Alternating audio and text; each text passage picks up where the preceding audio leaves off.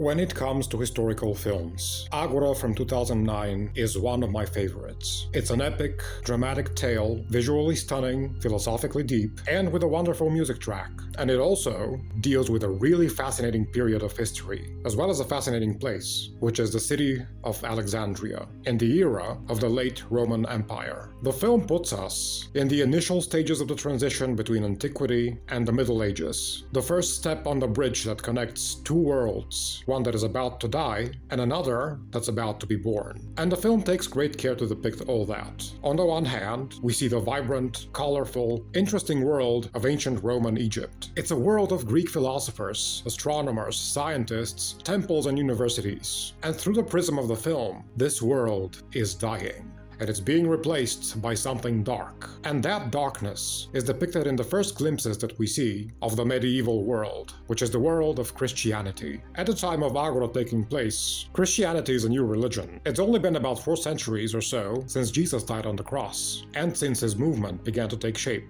The church, as it is still a young institution, just starting to gain more and more influence across the world. And as it does so, it spreads its biblical doctrine, laws, and ways of life. And the film depicts this new world of the church as a world that is devoid of color, rigid in law, stewed in fanaticism, and diametrically opposed to the freedom that was expressed in the old world of Hellenic antiquity. It's a very poetic and sharply expressed difference, and the film really capitalizes on the immense drama that this contrast of world produces. However, even though it might make for a great story, is that depiction of history accurate? And if not, then what was the truth? And if the truth was different from the film, why then did the film choose to show events as it did? And most importantly, at least for me, is the film ultimately a lie, be it even a beautiful one? And if it's a lie, does it then even matter that it's beautiful? Can I allow myself to like this film if it's ultimately a warped depiction? And it being a warped depiction, doesn't that make it ultimately harmful to anyone who would like to research and experience history? And if it does make it harmful, how can I then allow myself morally to love and praise this film? If you somehow haven't noticed, I'm freaking torn on this because I love this film so much, and I saw it years ago, and since then I've never stopped loving it, even though in the course of these years since, I've become more than aware of its many flaws when it comes to historical accuracy. And the thing is, one might ask me, why the hell am I torn about it? There's lots of historical films that aren't accurate. You can just like it and not care about it. And this is true. It's a totally valid argument. There's a whole bunch of historically inaccurate films that I like, and don't really mind. But with Agora, in contrast, I do care, and I hate it for not just being inaccurate, but also for the kind of inaccuracies it has. So then, why do I particularly hate its inaccuracies? Well, because the inaccuracies in Agora are not just about, oh, this guy didn't exist, or somebody never said this, or that battle never happened, or they weren't wearing this kind of stupid clothes or whatever. These would be just technical, surface-level inaccuracies. While in Agora, the inaccuracies are born out of twisting and warping of morality and ideology. And on top of that, as opposed to inaccurate technicalities, Agora's ideological inaccuracy is also very much, I think, not by accident, but fully intentional.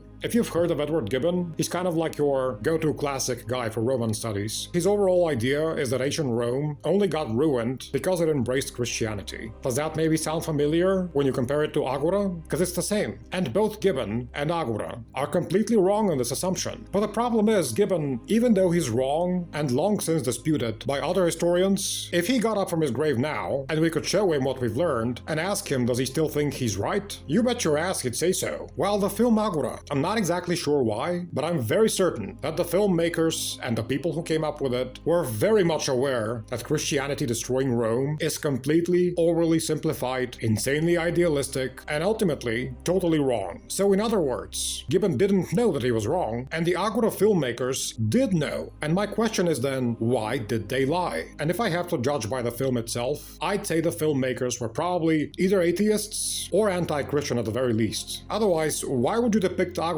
in such a simplistic manner that all but tells us that pagan Rome was absolutely rosy and wonderful, and those dirty, filthy, fanatical Christians just came and ruined everything, and made us go into the Dark Ages. Now, I'm no Christian, in fact, I'm an ardent atheist, and if you want me to rant about Christianity and religion in general, just watch me. I can go on for days. But at the same time, am I okay with just pinning the Dark Ages on Christianity, as this film does? No, because this simply is not true. In fact, there's probably a gazillion people with legitimate credentials in history and devoid of religious biases that will tell you that not only did Christianity not ruin civilization, but that it also very much either helped in preserving it or was, at the very least, a natural cultural transition between religious cycles in society, instead of just being the world's party pooper, as Agora would have you believe. And going back to Agora, its main vessel for pimping out this lie of the good antiquity versus the evil Christianity is the character of the philosopher Hypatia. Now, without me going into too much detail, the real-life Hypatia was what nowadays we think of when we hear a university professor. She was a Neoplatonic philosopher, mathematician, and I think also an astronomer/astrologer, because at the time, all of the intellectuals kind of were all of these things at the same time. You didn't have your typical modern separation of science subjects as we know them now. So when you think of an ancient philosopher, they might have done anything from geometry to music to studying space. And that was what Hypatia was. And she was apparently also very good at what she did, for which she became famous even during her lifetime. What unfortunately she's most famous for nowadays is that she was assaulted in the streets and killed by mobsters who were working for the local Christian bishop.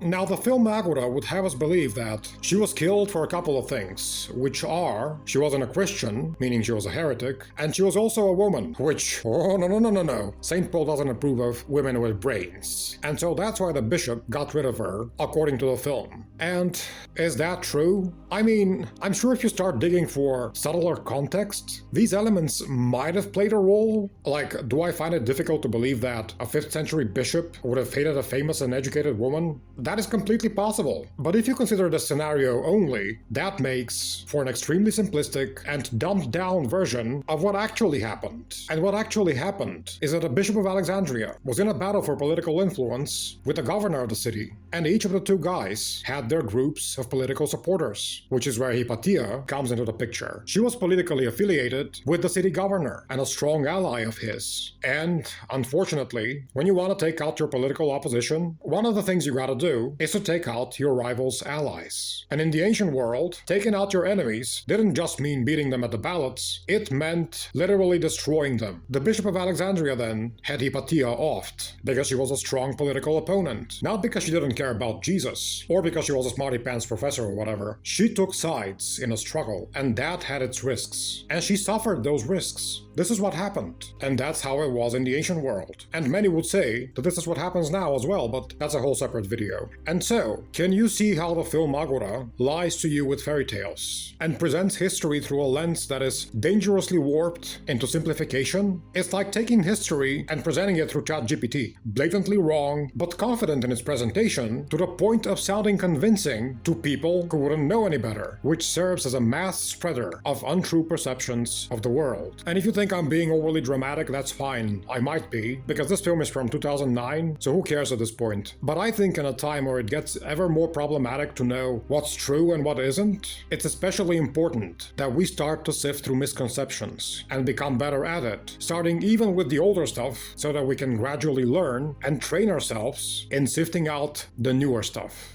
Thanks for watching.